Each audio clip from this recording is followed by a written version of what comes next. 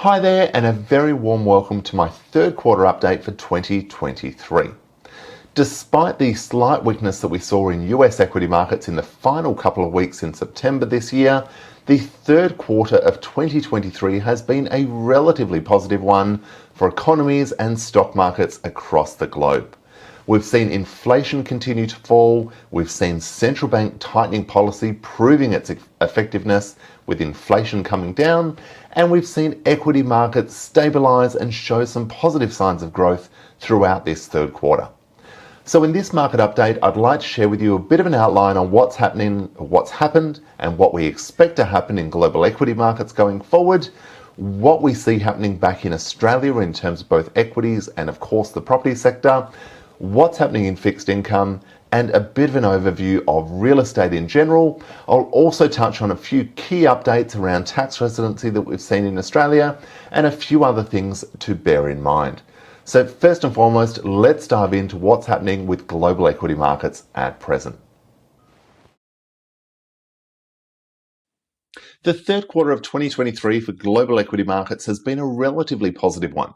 And despite the slight dip that we saw in US equities for the quarter, year to date the S&P 500 is still up about 12%. So we've seen quite a flight of capital back into particularly the blue chip end of US equity markets. And we've seen that with the tech giants like Amazon, Microsoft, Apple, for example. Now, if we look at the valuations of those companies relative to ex-US equities, they are starting to look a little more on the pricey side. So we are starting to see more and more capital flow into both emerging market equities and, of course, ex-US developed market equities as well. That being said, we do expect that those companies that can scale without increasing their fixed costs to any great extent, and those that that are not terribly exposed to interest rate rises, i.e. don't have too much debt on the balance sheet, and are sitting on a bit of a war chest of cash and can therefore go on a bit of an acquisition spree, we expect will continue to do very well. And that, of course, encapsulates a lot of the US technology sector. So we don't expect that it's the time to sell these stocks, but we do expect that it's a good time to be looking at diversifying the portfolio into some of those more underpriced equity markets around the world. Looking outside of the US, we have seen Japan put on a stellar performance year to date. We've seen a lot of the Japanese funds or Japanese equities up 30, 35, even close to 40% year to date this year. We've seen an absolute turnaround in equity markets there. Again, starting to look on the pricier side. But just something to bear in mind as we are diversifying portfolios.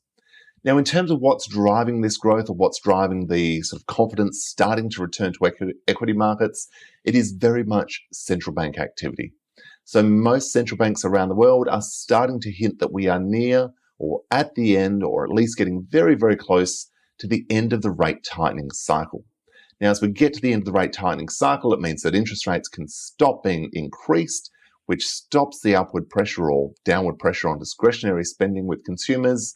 It starts to improve both business and consumer confidence, and of course gives a little more certainty to stock price valuation, or company valuations rather, relative to stock prices.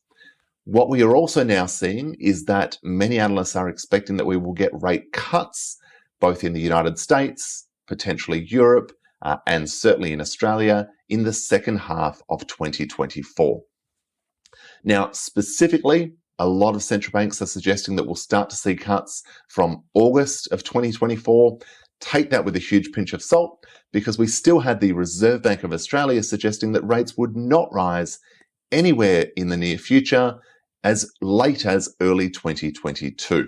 So central bank forecasting is realistically absolute trash. So take that with a pinch of salt, but it is likely that at some point over the next 18 months, we will start to see 1, 2, 3, maybe slightly more interest rate cuts, depending on where we see inflation and where we see economic growth going forward. So in terms of equities in general, what do we like? Where are we positioning? We like small cap equities at present. Now, small cap, I'm not talking speculative mining stocks in Australia.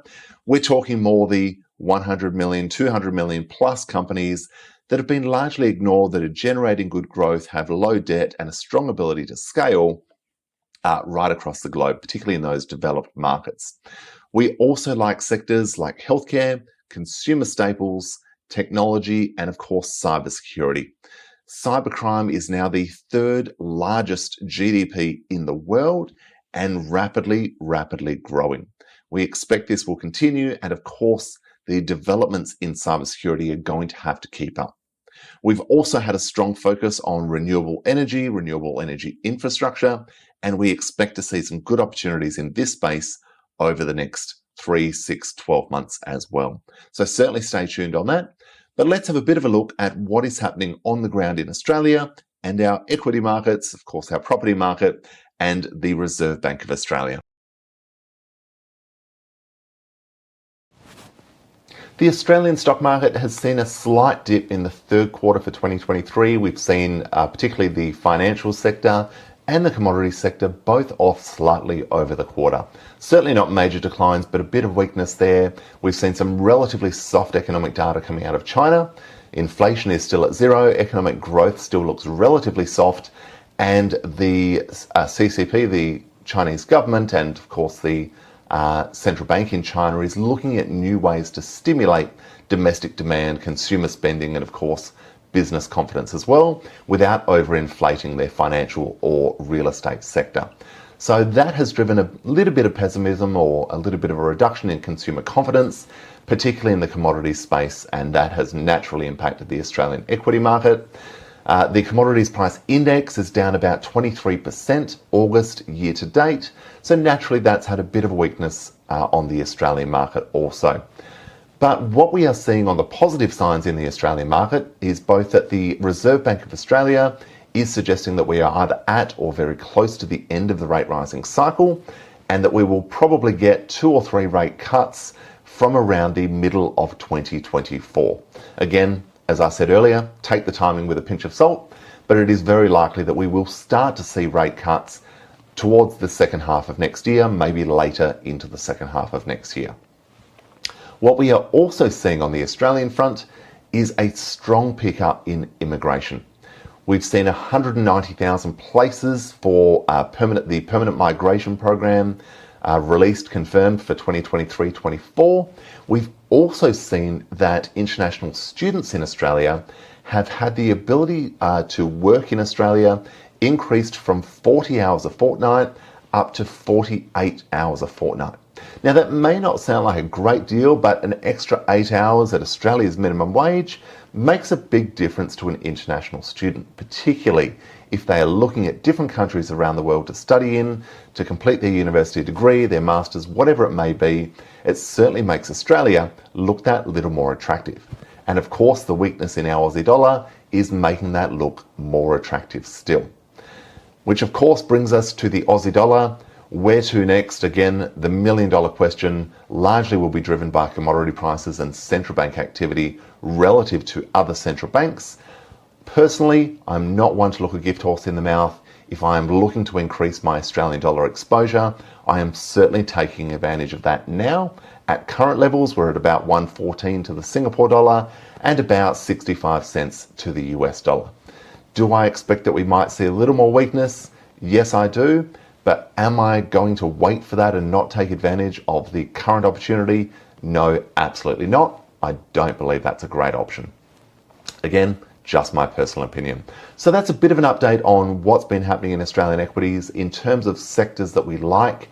Healthcare, consumer staples, again, technology, those sectors that are really going to benefit from the strong pickup in immigration in Australia are very likely to see some upwards movement in share price going forward, and of course, corporate earnings.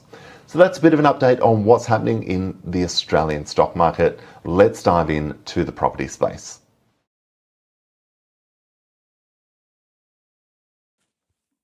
In terms of property, we've seen quite a bit of strength in the residential property markets globally, but quite a bit of weakness in the commercial space. We are, particularly with unemployment rates remaining quite low and expected to remain quite low, we're seeing a very slow return to the office. So we're seeing occupancy rates still relatively low. We're seeing a lot of older commercial buildings looking to be recycled as landlords look for more and more new properties to offer to tenants, given that they're facing increasing demand from both investors and, of course, their employees as well. So we'd expect that the commercial property sector is going to remain under a bit of, I guess, headwinds in terms of the current outlook. From a residential property space, if we look at the Australian market in particular, we have seen a lot of strength. There is a huge lack of supply at the moment, particularly in the premium end of the property market, and we don't expect that this is going to really start to go the other way anytime soon. In the lower end of the property market, we do expect to see that there might be a bit of a pickup in supply as those property owners, investors, owner-occupiers look to offload property before the impact of interest rates really starts to bite. The interest rate cliff, or the mortgage cliff you may have read about, really is having very little impact at a broader house price index level, and we don't really expect that that's going to have any meaningful impact on the broader real estate space in Australia. It's incredibly undersupplied, particularly given the immigration forecasts, so we'd expect that that supply constraint is really going to remain there for some time going forward. Of course, interest rates with interest rates being where they are at the moment in Australia, naturally that's impacting both borrowing capacity and, of course, affordability of housing going forward. So if you are looking at investing in Australian real estate, of course, crunch your numbers, and that really applies to real estate anywhere. So now that we have a bit of an idea of what's happening in the real estate space, let's have a look at fixed income and a few other key updates to be mindful of. In the fixed income space, as we approach the end of the rate rising cycle, we are seeing more and more stability, more and more confidence in bonds, and of course investors are now looking at treasuries, corporate bonds, wherever there's a bit of stability and reasonable rates of return. As we start to see more and more commentary from central banks around the rate rises ending, we do expect that we will see a bit of a recovery, particularly in the investment grade bonds. The junk bond markets we are a little more skeptical of, but certainly in that corporate investment grade bond market, we expect to see some decent recoveries over the next 6 and 12 months. So certainly anyone sitting on fixed income exposure, we'd really want to be crunching the numbers, analysing what's in that portfolio before really going and making any hasty decisions around selling. So fixed income space, limited upside, but certainly expecting that we are near or at the bottom of most fixed income bond prices with where we are in the cycle. Now, outside of the fixed income space, I mentioned a couple of other updates. On the Australian tax residency side, we have just seen the consultation period end. That was in late September. So over the next short while, we should get an update on exactly what the next steps are with regard to those tax residency changes. Now, for those sitting or living in a country with a double tax agreement with Australia, it's unlikely that you will be materially impacted. But of course, if you have any questions, drop me a note.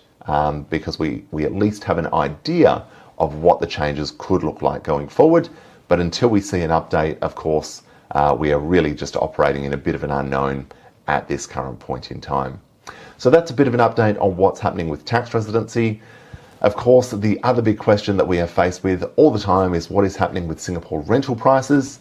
Well, the good news is that the supply of Singapore property in general, both owner-occupied and investment stock, has been steadily increasing year to date, and we are now starting to see more normality return to rental prices. Now, that does not mean that we are going back to those 2020, early 2021 rental prices, unfortunately, because interest rates are obviously much higher than they were back at those times. So we've seen owner-occupied interest rates in Singapore rise from 0.7-0.8% to 3.54%. Obviously a far cry from where they were, and those landlords need to recuperate those increased interest costs. So naturally, we're not expecting to see rental prices drop back to those levels, but the good news is that we do not expect we're going to continue to see the rampant increase that we saw over the last 12 and 18 months. So that's a bit of an update on what's happening globally, global equities, Australian equities, fixed income, and of course, real estate. If you have any questions at all, do drop me a note. And please do feel free to book in a link. Would love to catch up and update you on current investments, our current outlook, and of course, anything else that might have changed when it comes to your financial goals. Thank you very much for tuning in. Have a wonderful day ahead, and I look forward to speaking with you soon.